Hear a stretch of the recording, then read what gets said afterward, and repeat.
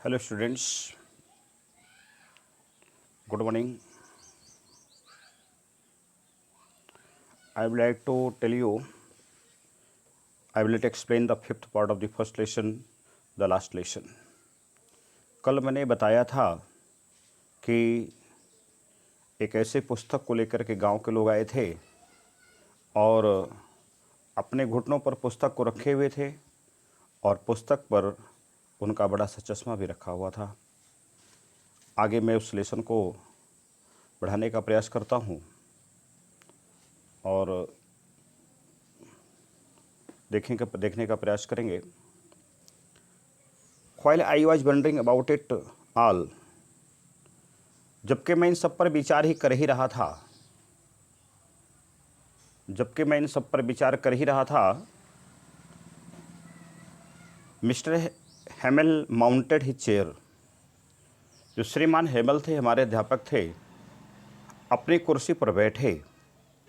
And in the same grave, और उसी गंभीर एंड जेंटल, भद्र, नम्र जो भी भाषा थी अध्यापक की, टोन, लहजे में, which he had used to me, जो मुझसे अक्सर प्रयोग किया करते थे, सेड, कहा, माय चिल्ड्रन, मेरे बच्चों, this is the last lesson, अंतिम पाठ है।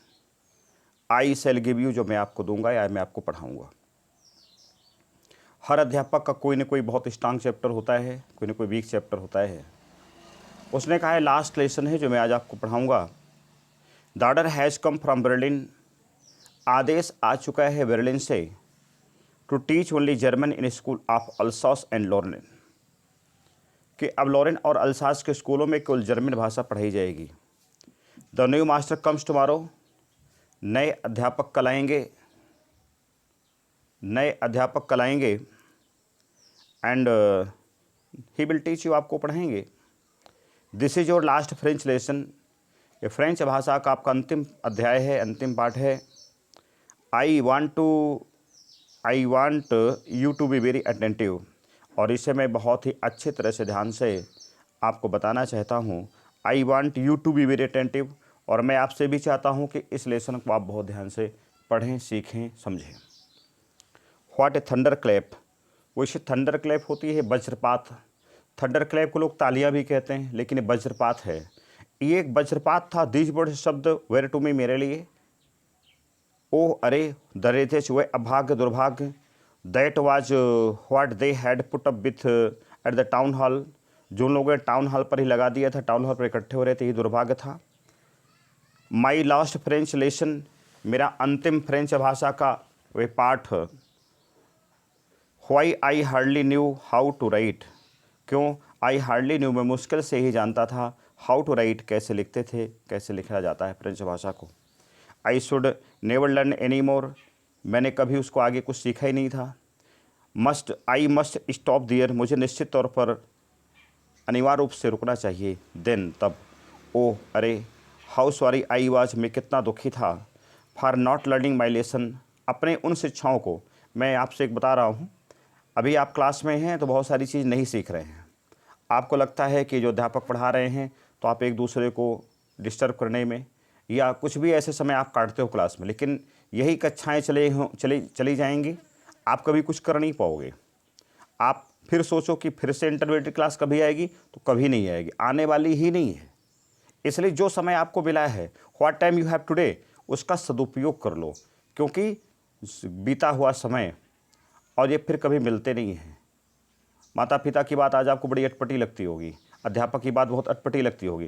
कहते हो अरे क्या, जब देखो तब कुछ ना कुछ बताते समझाते रहते हैं, लेकिन नहीं, ये सीखने का समय है। This is your learning time. इसी समय को सीखना है। 25 साल के बाद आने वाली पीढ़ी को आप बताओगे कि मेरे पिताजी बताते थे, मेरे अध्यापक ने बताया, मेरे गुरुजी ने बताया, मेरी माताजी ने बताया, मेरी दादी ने बताया। जब आपके पास कुछ सीखने को है नहीं, आपने कुछ सीखा ही नहीं है, तो आप बताओगे क्या? मेरे कहने का मतलब ये है कि आपके पास पैसा है तभी आप उसे कल को खर्च कर पाओगे। ये आपका लर्निंग टाइम है, ये आपका बिल्कुल सीखने का समय है। और सीखते समय एक एक चीज़ को ठीक से देखिए, समझिए। अगर आपने आज सीखा नहीं तो कल आप बता नहीं पाएंगे आने वाली पीढ़ी को, और आने वाली पीढ़ी आपसे पूछेगी तो आप कर क्या पाओगे? देखने का प्रयास करें। ये वही कह रहा है, how I was for not learning my lessons for seeking birds, चूँकि मैं पक्षी खोजता था। एक्स अंडे are going sliding on the shore, अर्थात मैं कहीं और इधर उधर चला जाया करता था, अर्थात और एक सार पर स्लिडिंग फिसलने कोई स्थान रहा होगा उनके यहाँ, वहाँ पर चले जाया करता था। माई बुक्स, मेरी पुस्तकें, that had seemed such A nuisance, जो मुझको बहुत बेकार लगा करती उस समय पर। आज जो आप पुस्तकें पढ़ रहे हो आपको बहुत बेकार लगती, लेकिन नहीं, जिसने पुस्तकों से मित्रता की है निश्चित तौर पर सफल होगा। इतिहास साक्षी है कि बेकार बैठकर कुछ करने वाला व्यक्ति कभी सफल नहीं हुआ। वह व्यक्ति सफल हुआ है जिसने जीवन में कुछ किया है। लोग सोचते होंगे ये बच्चा, बगल का बच्चा IAS बन गया, अच्छी बात है। लोग सोचते बड़ा भाग्यशाली था, अच्छी बात है, लेकिन वो ना तो भाग्यशाली था ना बहुत अच्छा था। उसने केवल मेहनत किया, मेहनत के सहारे आगे बन गया वो। न्यूसेंस ए व्हाइल एगो, एक क्षण पहले। सो हैवी टू कैरी, बहुत भारी लाने में। माई ग्रामर, बहुत समझने में बहुत मुश्किल थी मेरी व्याकरण एंड माई हिस्ट्री, और मेरा इतिहास। And saints were old friends, मेरे मित्र थे, जो संत लोग मेरे मित्र थे। Now that I could not give up, जिनको मैं त्याग नहीं सकता था। एंड मिस्टर हेमल टू, और श्रीमान हेमल को भी। The idea that he was going away, ये विचार क्यों जा रहे थे, that I should never see him again, उनको मैं फिर से कभी नहीं देख पाऊँगा। Made me forget all about his ruler, सब कुछ भुला दिया, मैंने सब कुछ भुला दिया उनके बारे में, उनकी छड़ी के बारे में।